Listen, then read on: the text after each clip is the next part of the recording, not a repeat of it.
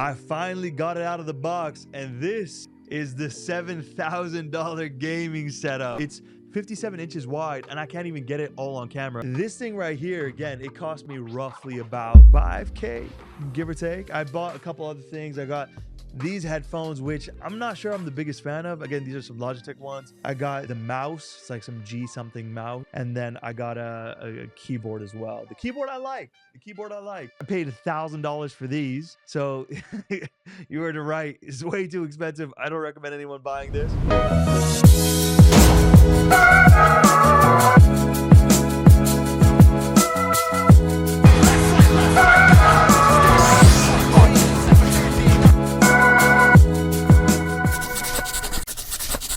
Hey, salam everybody. Welcome back to the UFK show. And following the $5,000 monitor unboxing, which was so scuffed, but I finally got it out of the box, and this is the $7,000 gaming setup. Oh my God. When I tell you this thing is ginormous, it is so massive. It's 57 inches wide, and I can't even get it all on camera. Here, one second. Let me try and pull a little bit more forward.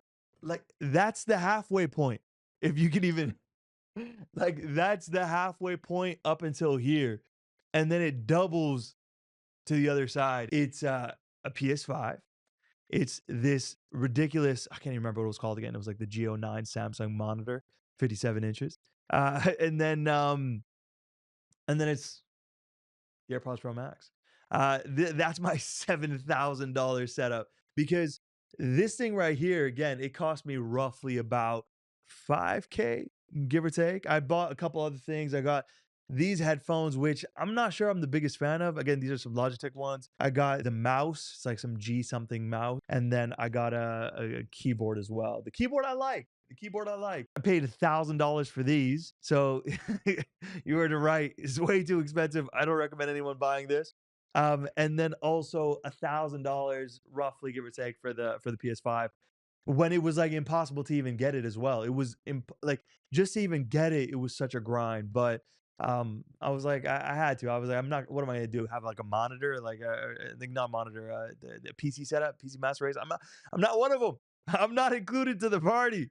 But yeah, I got this. I set it up. It's all plugged in, and as you can see, you can't see me on the second, I guess. Hello, what's up?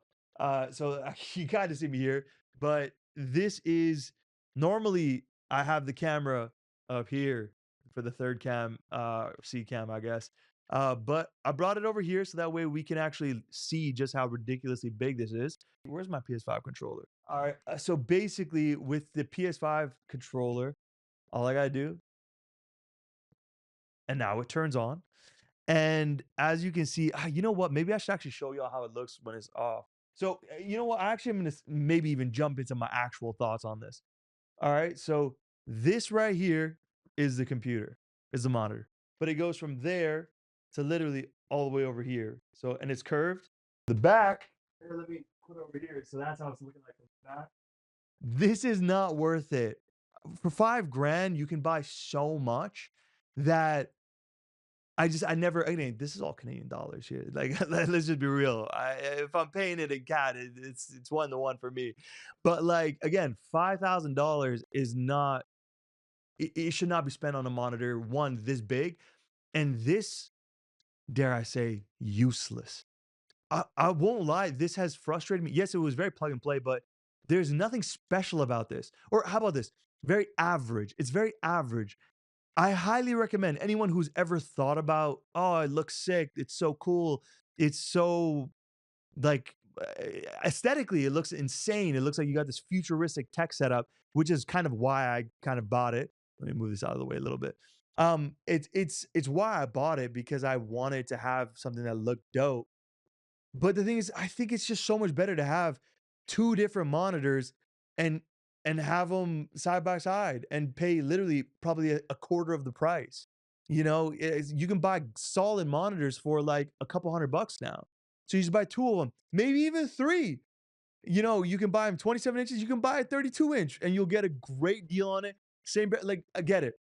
This has it's 8K, it's two monitors side by side, and it's seamless. So there's going to be no line in the middle. you're not gonna even notice it. It's been so useless. And let me actually like turn it on with the PS5 again, and so that way you guys can see how it looks like over here. I got to. This is the worst part is that everything has to be done over here.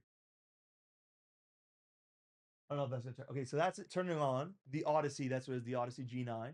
So this is how wide it is. It's yes, it's ridiculously cool. Like it looks dope. It's a vibe.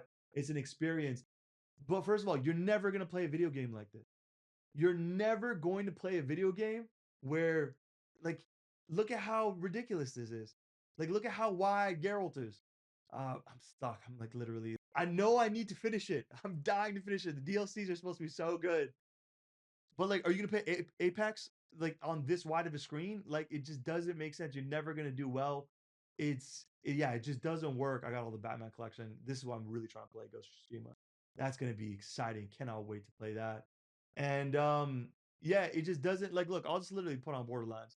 It's like, do you see how wide it literally just doesn't make sense.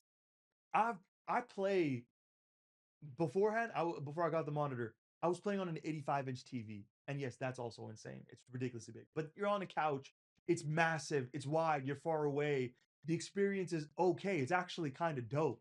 I actually loved playing on it. It's 4K, everything's super clear. That's what I was playing Witcher on. Super dope. But then moving on to this where it's super wide, you can't. So you got to go split screen. So here, let me show you what split screen looks like. So again, there's no remote, so you got to go on this. And now, if it even loads, there you go. Now it's on the left, and then the actual Mac is on the right. And technically, let me switch it up because I don't they give a remote. Like, please, okay, and then you switch. Okay, that's done. Okay, now it's here. Now it's normal. Now it's a normal screen. Now it's very doable. Now it's now it's your regular monitor. This is a 27-inch. I believe it's 28 inches. When it actually comes down to it. Let me go home.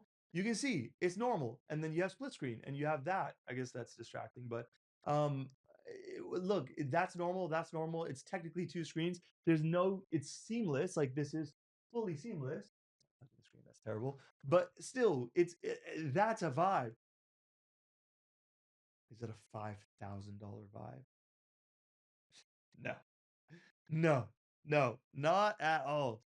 My final verdict on the Samsung Odyssey G9, I think it's called, the 57-inch version, is that if you have the money, oh, I've been so far away from the camera this whole the mic this whole time, I totally forgot. If you if you have the money and you really, really, really just want one screen to rule them all, and you want to have something that's super heavy, you'll never be able to move around properly. Like I put it on wheels so that way I can move it back and forth because of this. But no, it makes no sense. Like, it makes 0 sense to buy it unless you are dying to have that specific niche of an experience where there is no bezel in the middle and you want a separation. Otherwise, there is no remote to control it. Not that I know of. I'm sure I could Google it. Maybe there is a remote you can buy for it. So I'm stuck going old school and like literally doing it from the bottom. And then, now I'm playing video games on a normal size screen that I just paid an extreme premium for.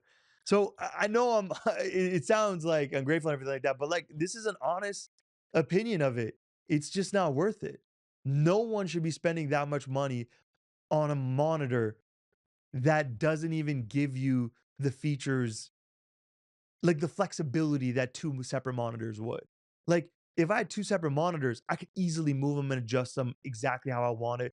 But still, like I feel like it would have been easier to do it with two monitors.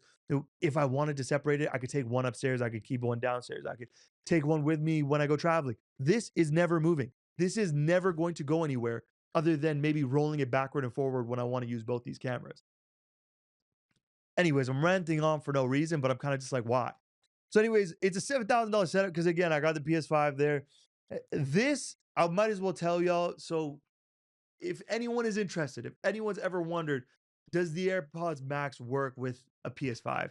It does. However, you have to pay $50 for this wire right here. This wire, I paid $50, probably more with tax. And that's the only way it works.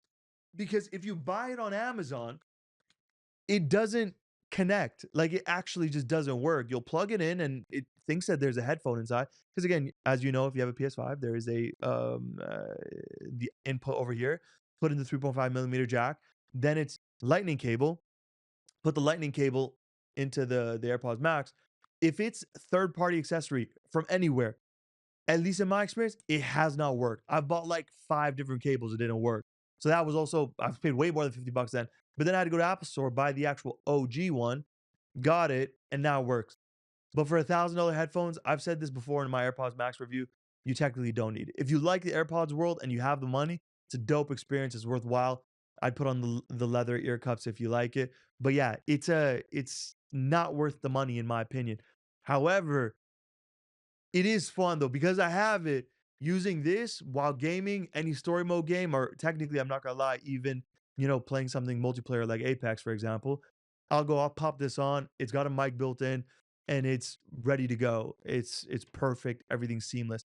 However, I did get this. Again, I haven't enjoyed the experience as much. I don't know why for some reason it doesn't feel as comfortable. But yeah, it's good. Can't remember how much I paid for this. Maybe this was like a couple $100. But I got this more for streaming because I was like, okay, maybe because it has the mic that's attached there and it's wireless. It doesn't need I don't know. I don't know if it's actually gonna end up being worthwhile. But anyways, I'm gonna make a streaming setup video in a second, in a little bit. But like, this is at least the gaming setup. If you're looking at having this as your setup, which I don't think anybody ever should, you got a PS5, you connected HDMI one. You don't have it just as that. Put a monitor or something like that. Or technically, if you're PC gaming, then you probably want to have. You could technically have a crazy setup that's going to be like a $20,000 setup if you have like a $10,000-$15,000 PC. Attach it to this, then you have like the full customizability in going back and forth. Because I will say this, it is pretty dope when you have it just as the monitor. That's kind of cool. But I'll say that for the streaming video. But yeah, hope y'all are doing amazing. Again, if anybody has any questions, let me know. But this is what I've been using to game. Even just because I'm not gonna lie, I haven't even started streaming yet. So, but if I do, this is how I'm gonna do it. But even just for gaming, it's HD, it's crisp, it's. I mean, it's not 8K, it's 4K on 2 monitors. It's 240 hertz, I believe, and 1 millisecond lag. I think if you want specs, I think there's probably going to be a better tech review for that. But this is like an actual real life. Like this is me experiencing it. This is me actually using it, and it's meh. Definitely not worth 5,000. That's me. Till the next one, y'all. Take care wherever, whenever you are. Yalla, salam.